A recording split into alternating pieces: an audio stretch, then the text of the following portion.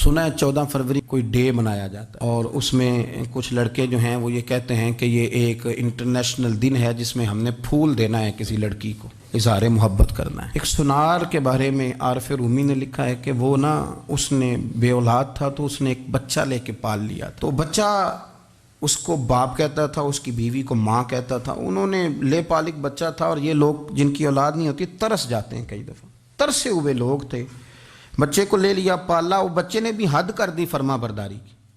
اب وہ جوان ہو گیا اور بڑا خوبصورت جوان ہوا۔ وہ سنار کہتا ہے کہ ساری زندگی میں نے صفائی میں، نیکی میں گزار دی۔ ایک دن دکان کے پہ ایک عورت آئی تو وہ کہنے لگی یہ چوڑیاں مجھے خود سے آپ پہنا دیں۔ وہ کہتا ہے میں نے جب اس کا ہاتھ پکڑا تو میرے دل میں غلط خیال آ گیا، میں نے غلط نظریے سے اس کا ہاتھ پکڑا، اور جب میں نے اس کا وہ ہاتھ اس نظریے سے پکڑ لیا، تھام لیا، بہرحال وہ چلی گئی، لیکن وہ میرے ذہن کے اندر ناپاکی آ گئی۔ تو میں گھر گیا تو میری بیوی باہر کھڑی تھی اور رو رہی تھی، تڑپ رہی تھی۔ میں نے اسے کہا کیا ہوا؟ تو وہ کہنے لگی کہ بچہ ساری زندگی فرما بردار رہا، میں نے ماں بن کے پالا، پر آج اس نے غلط ذہن سے میرا ہاتھ پکڑ لیا ہے، اور میں تڑپ گئی ہوں، ٹوٹ گئی ہوں کہ یہ اگرچہ لے پالک تھا، کسی کا تھا، پر میں نے تو پتر سمجھ کے پالا تھا، یہ کیا ہوا؟ وہ کہتا میری چیخ نکل گئی، تو میں نے اسے کہا کہ یہ اس کی غلطی نہیں، یہ میری غلطی ہے۔ میں نے باہر آج نظر گندی کی ہے تو رب نے مجھے سزا دی، یہ مجھے سزا ملی ہے۔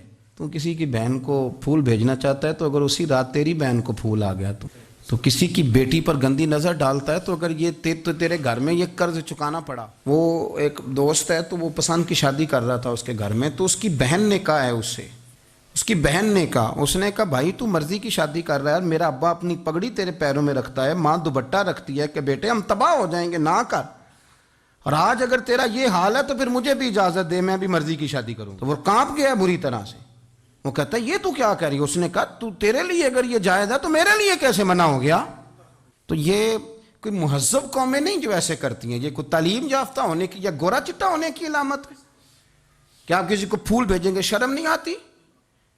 مہذب قوم اور شریف لوگ کون ہوتے ہیں؟ میرے نبی کریم علیہ السلام نے فرمایا الحیاء من الایمان، حیا تو ایمان کا حصہ ہے، اگر تیری نظر زیادہ جھکی ہوئی ہے تو زیادہ حیا والا ہے۔